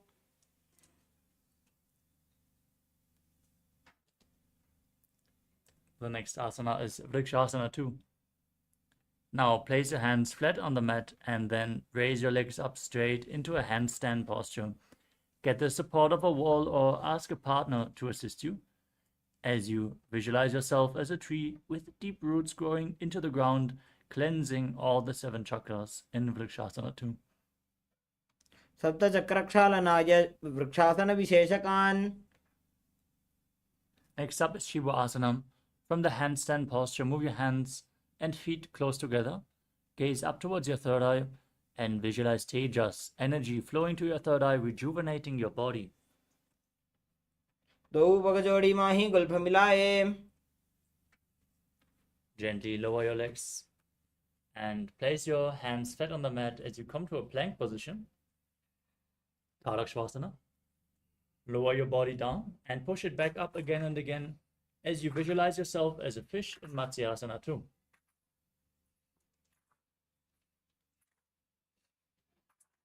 निब्जं शयनं कुर्परो पार्श्वभागायामूर्धकृत्या. Lay flat on your stomach. Keep your hands on the hips and raise your chest from left to right again and again, visualizing and moving your body like a snake in Sarapasana 2. निब्जं शयनं कृत्वा हस्तौ नितम्बं संस्थाप्य. Next up is Niralambanasana. As you lay flat on your stomach with the toes pointing backwards. Keep your elbows on the ground and rest your chin on your hands as you keep your hands in Padma Mudra, the lotus posture. Now feel self-supported and completely independent. कराभ्यां पङ्कजं कृत्वा तिष्ठेत् कुर्परया सुधीः. Next up is Chaturasana. As you lay on your stomach, place your hands flat on the mat in front, and then bend your knees, raise your feet, and straighten your arms, bringing your head up and your feet close towards your upper back as you visualize yourself as an umbrella protecting your guru from the sun rays. Breathe calmly through your nose as you do so. अर्ध्यासनं स्थित्वा हस्ततलाभ्यां भूमिं वष्टभ्य. Next up is Vajrasana. As you come to a kneeling position, sitting with your perineum on your heels, feet flat, straighten your arms out in front and place your palms on the mat and your forehead on the ground as well. Gaze to the tip of the nose as you visualize yourself as Vajra, the weapon of Indra, symbolizing indestructibility. इदानीं गर्भिणीनां योगाभ्यासो यथा लघु सुखप्रसवलाभाय प्रोच्यते प्राक्तने पथि. Next up is Meshasana. With your hands flat on the ground, shoulder width apart, raise your hips up into Gajasana as you then alternate striking the ground with your hands, visualizing yourself as powerful as a ram. गजासन संस्थितो एकैकं बाहुं भूमौ ताडयेत्. Next up is Ajasana. From Gajasana, raise your legs up and slowly lower your forehead towards the ground, visualizing yourself as unborn, existing for all eternity. गजासन संस्थितो पादद्वयम् अन्तराळे कृत्य मस्तकेन भूमिं स्पृशेत्. Next up is Dhanantarasana. In a kneeling position, sitting on the heels, hold onto the big toes behind your back and pull them in towards your perineum. Then place your hands on the respective thighs in a relaxed manner. Gaze towards your nose and visualize Swamiji as you start breathing again in Ujjayi Pranayama, making an ocean-like sound with your mouth. पूरव विधि परिहाता की काकसी से फना शरा मोड़ी. Next up is the Angamottanam. Now, in this kneeling position, interlock your fingers in front and straighten out your arms, moving them up, down, left, right, in all directions, giving massage to various joints and muscles of your body as you repeat the movement behind your back as well, visualizing Swamiji in your inner space. हस्तयोः अङ्गुलिर्बद्ध्वा हस्तयोर्मध्यात् स्वरमङ्गं निष्कासयित्वा. Next up is Garudasana form. Now sit on your heels in Vajrasana and then you turn your feet outwards with the toes pointing to the side. Keep your hands on the knees and Visualize yourself as Lord Garuda flying Lord Vishnu and Lakshmi on his back. जङ्गोरुभ्यां धरां पीड्य स्थिरकायो द्विजानुना जानु परिकरद्वन्द्व गरुडासनमुच्यते. Next up is Ananda Mandirasana. Now sit with your legs folded back, the toes pointing backwards, with the knees open wide. Hold onto your ankles and try to place the front of your buttocks on the ground, pulling your feet up as you gaze to your third eye and visualize yourself residing in the blissful space of a temple. अथ वक्षे वीरनाथ आनन्दमन्दिरासनम्. Next up is Mandukasana too. As you sit with your knees wide, the feet overlapping, sitting on your ankles, place your hands underneath the knees and gaze to the tip of your nose as you push your entire tongue up against the palate of your mouth, catching the nectar of immortality in Manduki Mudra as you visualize yourself as a frog. Perform Uddiyana Bandha and Mula Bandha in Mandukasana too. पृष्ठं सम्पीड्य गुल्फाभ्यां जान्वङ्गे सबलयाकृतिः हस्तौ पादतले क्षिप्तो मण्डूकं पाददोषहृत्. Next up is Narasimhasana.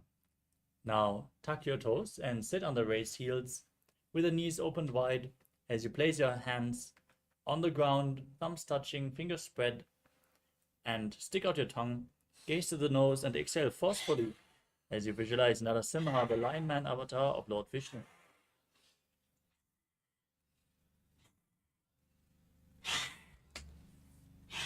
दोबू फणा पाणी होय वैसे एडी मेल रघुदा निवैसे. Next up is Pishtakasana. Now sit in the same position with your hands covering your mouth and nose. Bring your thumbs underneath the teeth and close your mouth as you breathe in Vishtaka Pranayama, inhaling through the right nostril and exhaling through your mouth as per your capacity. Gaze to the tip of the nose and visualize yourself as Devi, victorious over all your fears.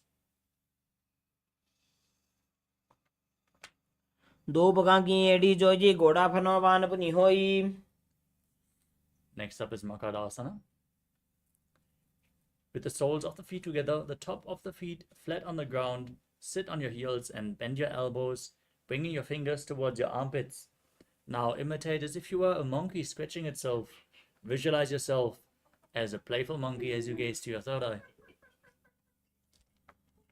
दोवू पगदली संपुट आने तनिके विष्टि भूमि परिठाने.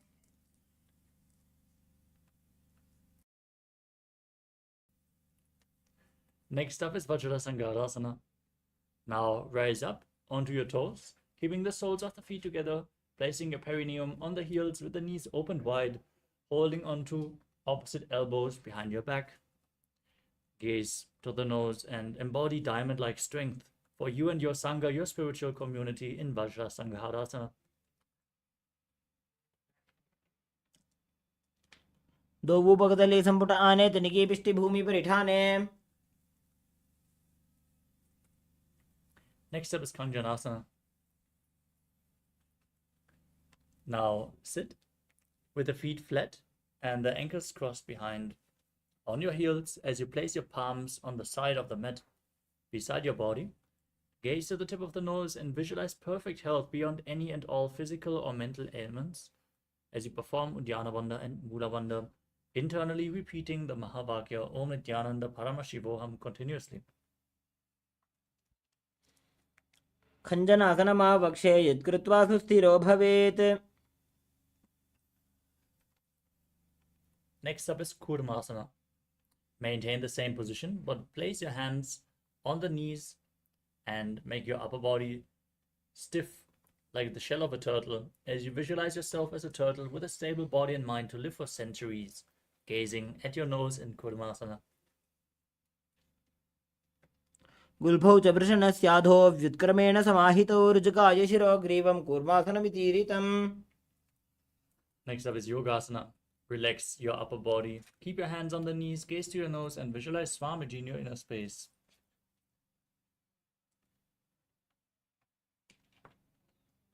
गुदं नियम्य गुल्भाभ्यां व्युत्क्रमेण समाहितः।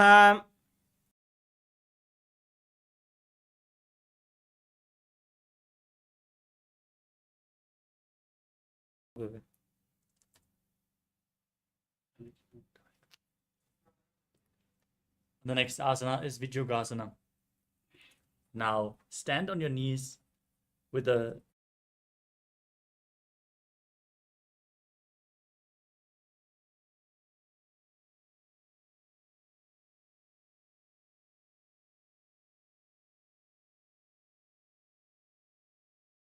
toes. Now stand on your knees with the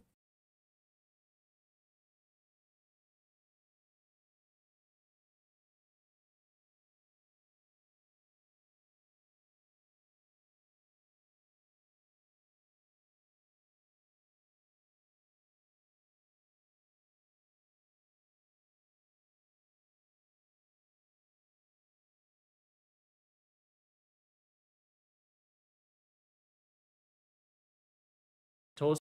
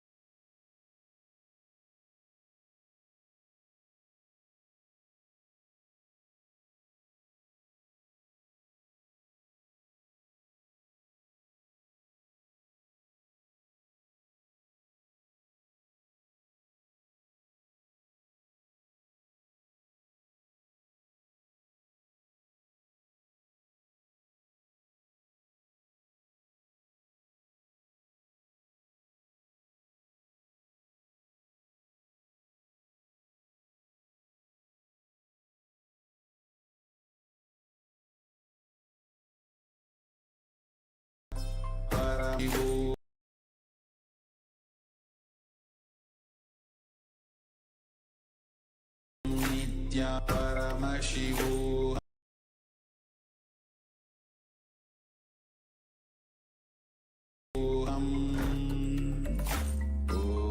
Om Nithyananda Paramashivoham. Om Nithyananda Paramashivoham. Om Nithyananda Paramashivoham. Om Nithyananda Paramashivoham. Om Nithyananda. We apologize for the technical glitch. I hope we are all visible now.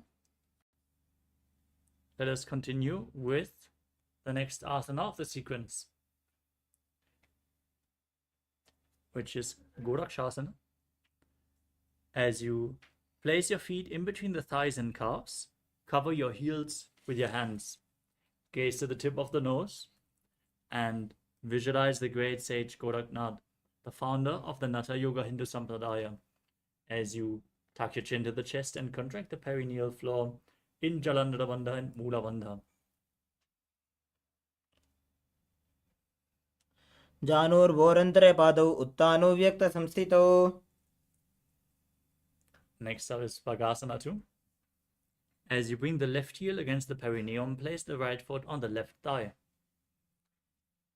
Gaze towards your third eye and visualize Swamiji in your inner space as you meditate on Arihanta, the enlightened one, and then get ready to enter Shanmukhi Mudra.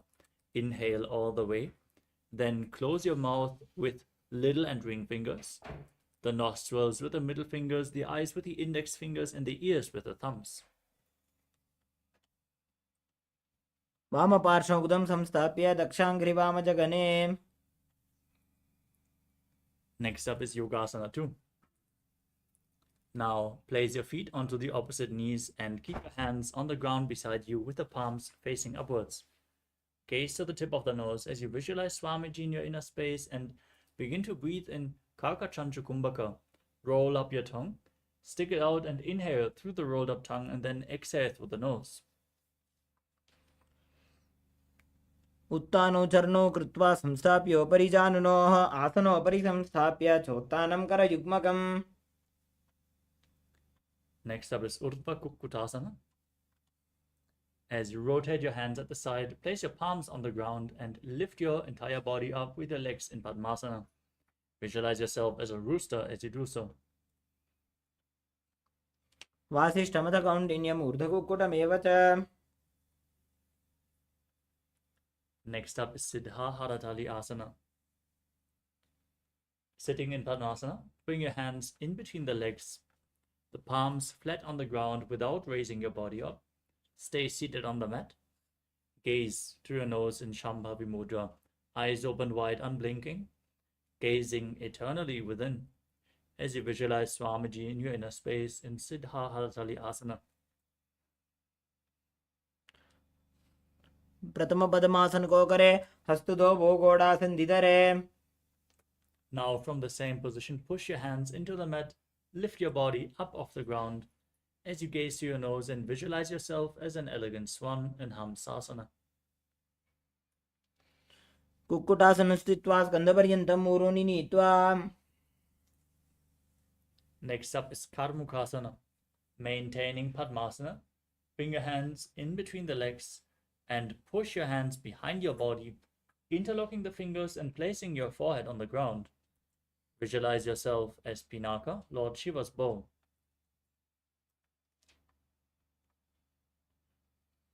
प्रथम पद्मासन को करे गोडासन दिमाहि कर इधरे. Next up is Kurmasana 2. In Padmasana, bring your hands in between the legs and bend your elbows upwards to hold on to the respective shoulders with your hands. Now visualize yourself as a turtle having a stable body and mind to live for hundreds of years. By जंग बर दक्षिण बावा दाई जंग बरी by ल्यावा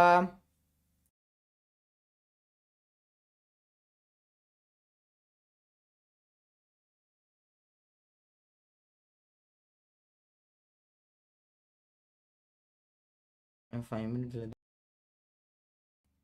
The next asana is Granthi Bedasana. Maintain the same posture and tuck your chin to the chest. Gaze to the nose and rejoice, knowing you're sitting in Shiva's secret knot posture.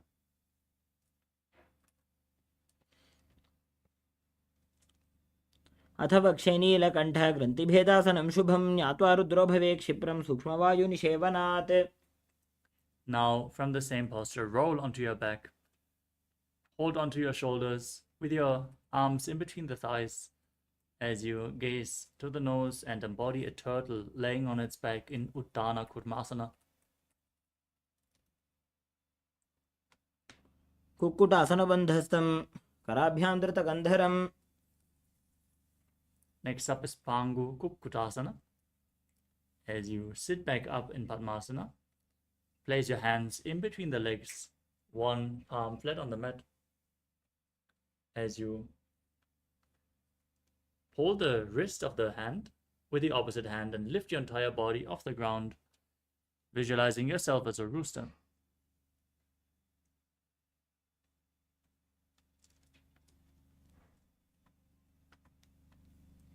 कुक्कुटासनस्थित्वा एकेन हस्तेन अन्यस्य मणिबन्धं धृत्वा.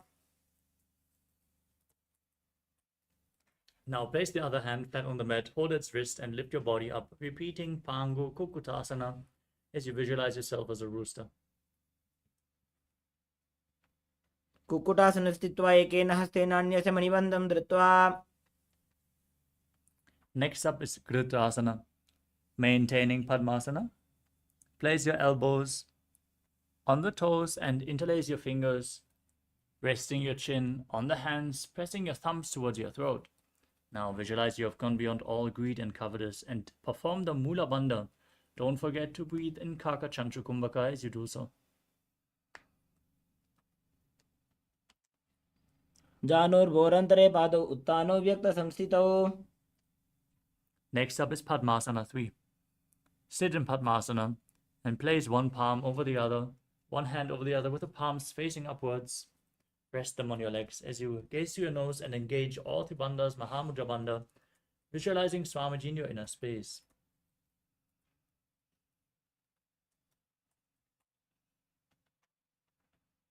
उत्तानो चरणो विधाय विधिवच्चक्तिस्थितो योगिरात्. Next up is Padmasana 4.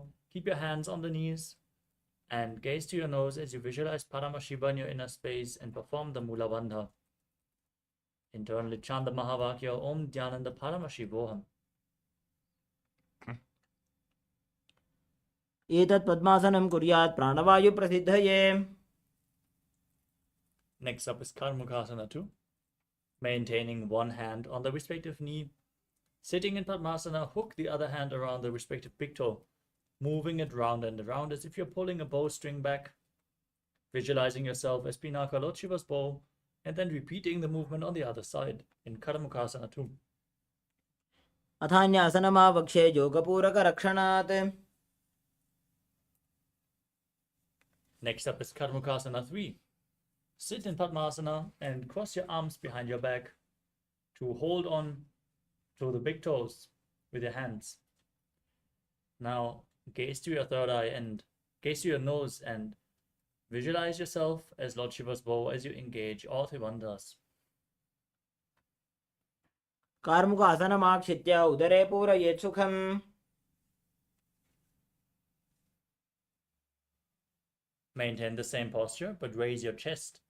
Gaze to your third eye and visualize yourself as the action of Paramashiva's third eye destroying anything you come across in Drudhasana.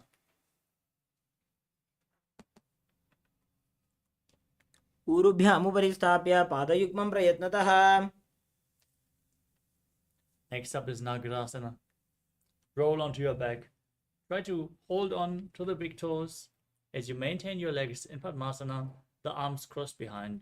Gaze through the nose, visualize yourself as a snake, and breathe calmly through your nose in Sahadra Kumbhaka. प्रथम पद्मासन को ठाने, दो हाथ पाछाने आने.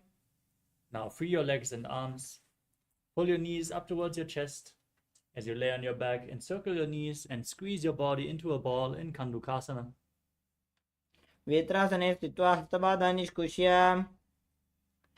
Place your feet flat on the mat, keep the knees raised, and interlock your fingers behind your head. As you rest on the ground, gazing to the nose, visualize Swamiji in your inner space in Urdhva Pavanasana.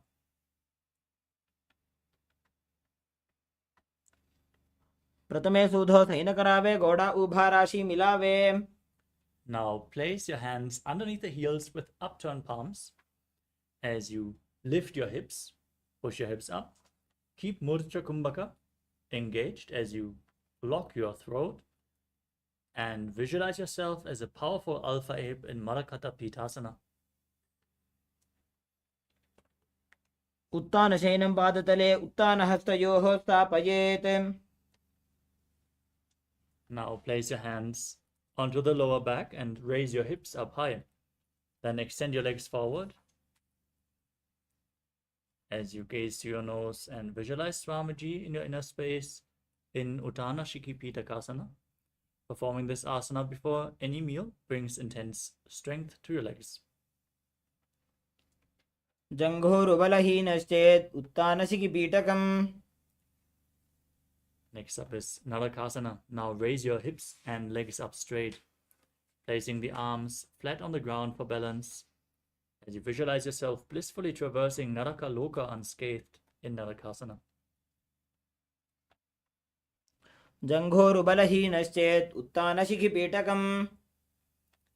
Now bring your hands to the lower back, straighten your legs, and then slowly lower and angle them, engaging your core intensely.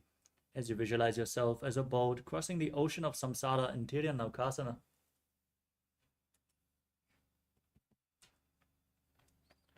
ग्रीवाकण्ठेन भूमिं विष्टम्भ. The next asana is Tvajasana. Lower your arms again, keep them flat on the mat, and your legs straight upwards like a flagpole as you visualize yourself as the KAILASA flag, respected across all nations in Tvajasana. तिर्यन्नौकावते ग्रीवापृष्ठकूर्परैः भूमिं वष्टभ्य. Gently lower your body down. Lay on your back, hands relaxed by the sides of your hips. Form Shakti Charan Mudra, pulling the Kundalini Shakti intensely up your spine from Muladhara to Sahasrara Chakra. Relax in Mritasana as you visualize that your body is dead and Swamiji, the Supreme Pontiff of Hinduism, is liberating you. Internally repeat the Mahavakya, Om Nithyananda Paramashivoham. उत्तानं शववद्भूमौ शयनं तु शवासनं. शवासनं श्रमहरं चित्तविश्रान्तिकारणम्.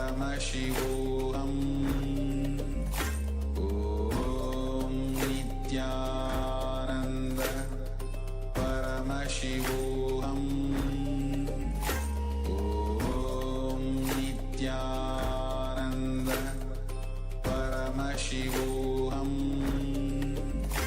Om Nithyananda Paramashivoham.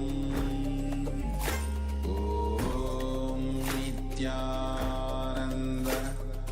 Paramashivoham. Om Nithyananda Paramashivoham.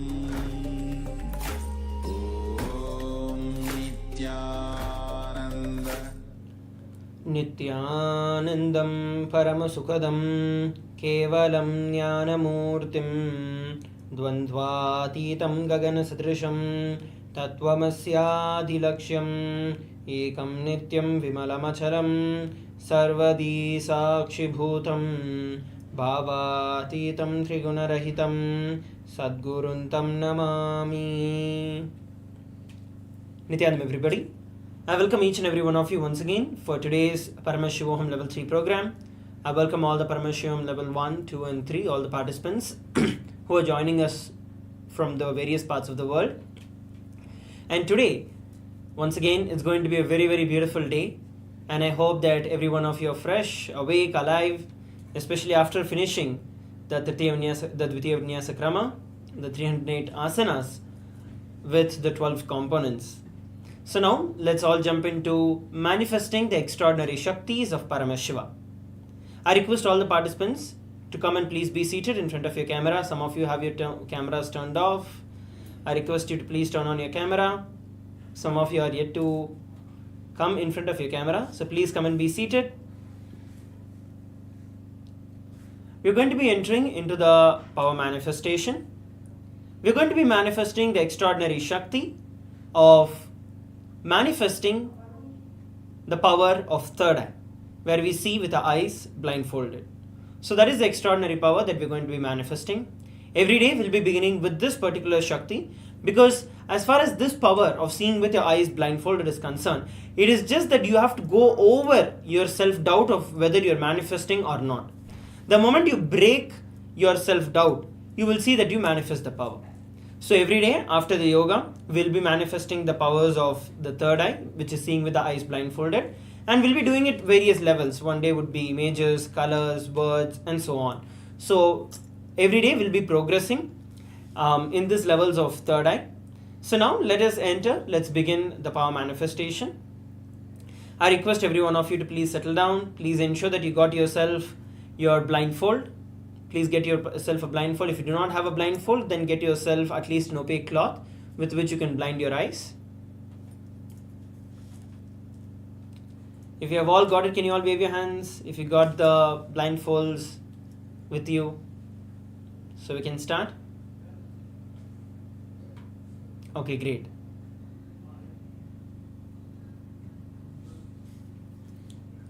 Yes.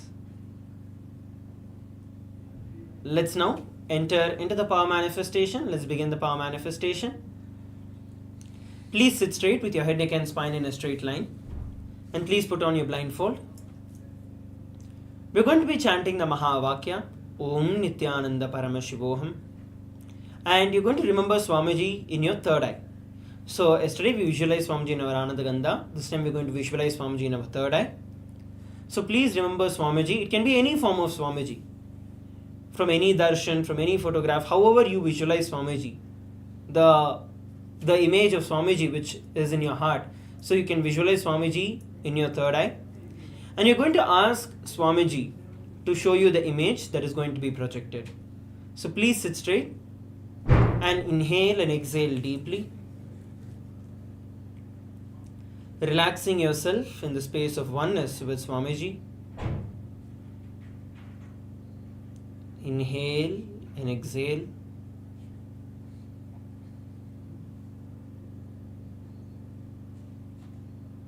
Just settle down in the deep space of oneness with Swamiji.